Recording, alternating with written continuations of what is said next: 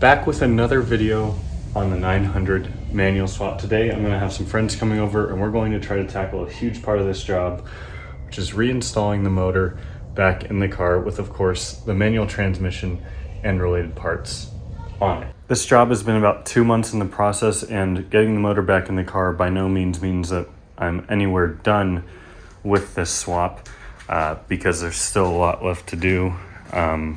Obviously, the interior still looks like this, and a few more manual parts still need to go on. But getting the motor back in today will hopefully be a huge step in the right direction, so I'm super excited to go ahead and get started with that. Similar to when we did the first video in this series, which was pulling the motor out of the car, I'm not going to film every little step, mostly because it would be a very, very long video, and also because there's going to be about 3 or 4 people working on the car at the same time. So yeah, without further ado, I'm going to go ahead and set up the engine hoist and let's get this thing back in. So we're pumping up the engine. All the motor mounts are put in here, sort of put in here. I didn't actually tighten these down. I'm going to tighten these down real quick. Yeah. And then we got that one ready to go. So these are 2 new mounts here. The third mount is still sitting on the engine. You can kind of see it by the oil filter, but time to drop it in. Make my day. Make my day.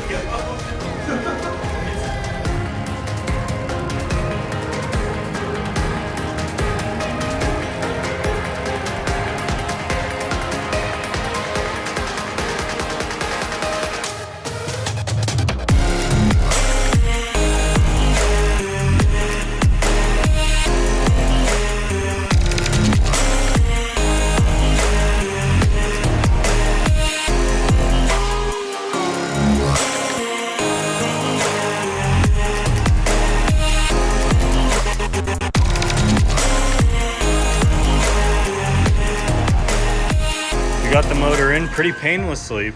Really our first try took about 10 minutes to get everything lined up. Struggled a little bit with this one over here, but it's all bolted in relatively well. So now we just got to start connecting everything up again, and we'll be good to go. These guys have been a huge help. John and Wyatt have been hard at work over here getting a lot of stuff together for us. We only have one unlabeled plug too. Only one unlabeled plug, that's pretty sweet. Cameron helped me out, cleaned up the engine a little bit from our greasy hands being all over it. Lucas and I, and now Wyatt's giving us a hand, trying to get this automatic trans cooler out and all the lines. And yeah, I've got the motor mounts are all on, the power steering line's connected. So making decent progress. Got the wiring harness back on for the most part. Exhaust is back on. Solid progress. So Wyatt and Lucas noticed that my vacuum line that runs into the back of the gauge cluster for the turbo gauge was very brittle. So, oh, now it's not gonna break. There we go, yeah. So I used the last little bit of extra new vacuum line I had for that, so that's all replaced. This car is still so far from being done, but in about 2 hours, these guys really helped me put in a ton of work here. Again, still so much to go, back in here. I have a whole trunk full of parts to go in, and I've got a couple other things you can still hear still aren't connected. I'm gonna need a new hose for the master cylinder line. Lucas had a spare that maybe I'll try. This is off an NG93, oddly enough, so that might work. Keep you guys posted on that.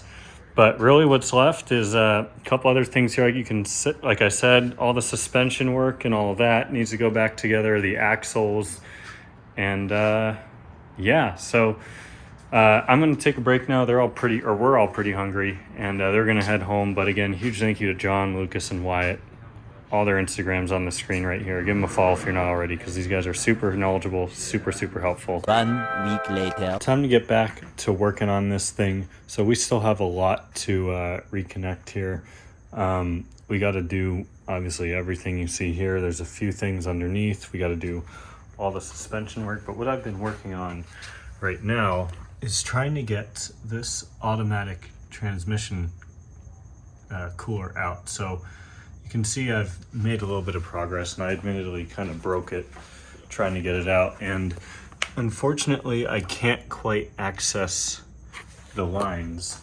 If I pull this down far enough. You can see there's access to the line right there to loosen it, but I can't get anything in there. I also don't have the right size wrench to get on there, so new plan is to just take their saw to it and hopefully just cut the line off. You can see the metal shavings everywhere, but finally got that side off, and a bit of hammering with the big flathead, and they're going at it with the saw, but hopefully this side will be a little easier.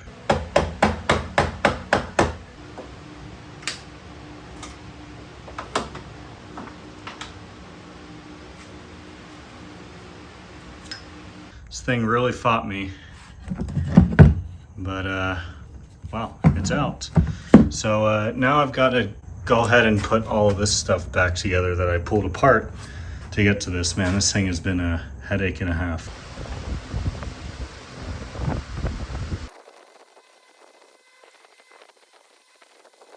Now that I got a couple of the gross things out of the way that I didn't really want to do, I'm going to reward myself by doing a couple easy things. First one being replacing the washer O-rings. They're kind of like a mix of washers and O-rings.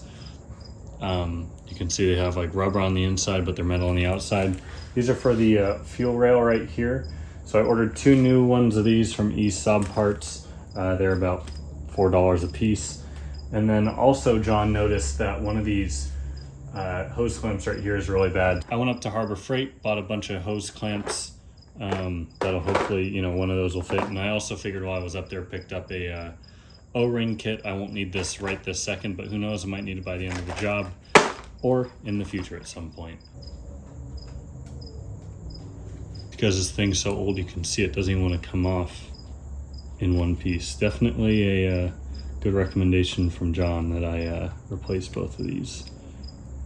Oh, yep, it's not one to come off at all.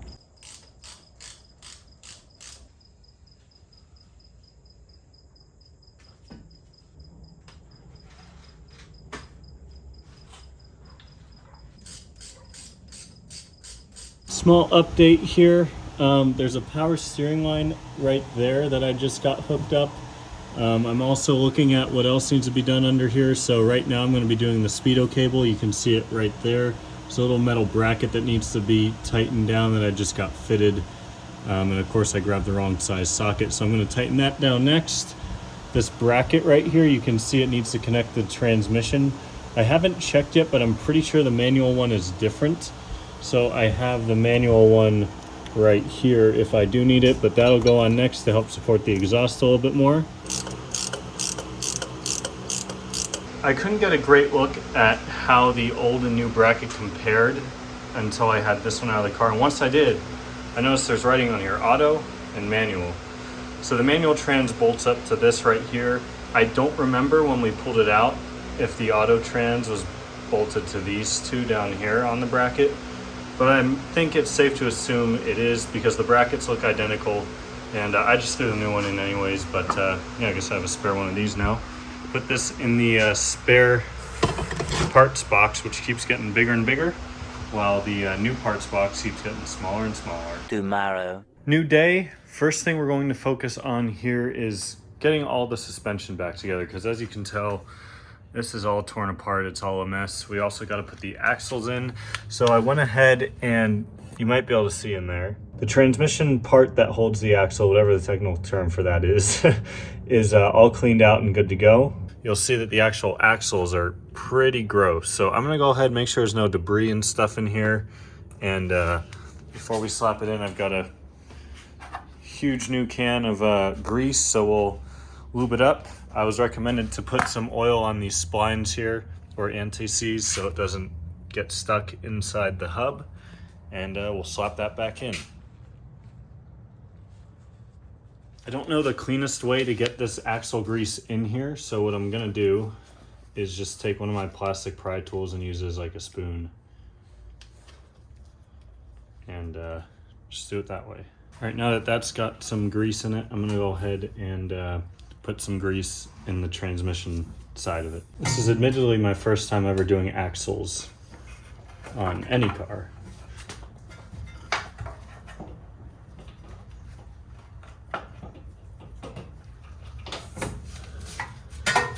go. I'm gonna put the hose clamp on that holds the boot over the transmission side.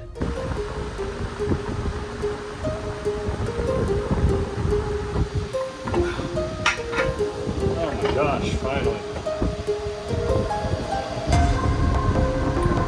Haha!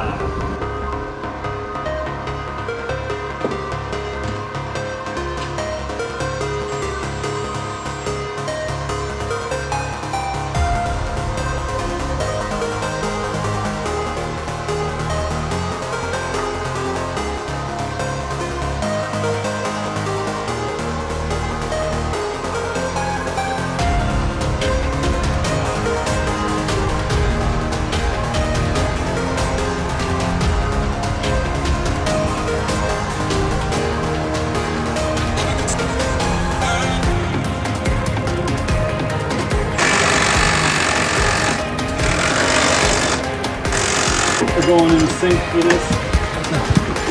I need to sure I can loosen at the same speed. Yeah.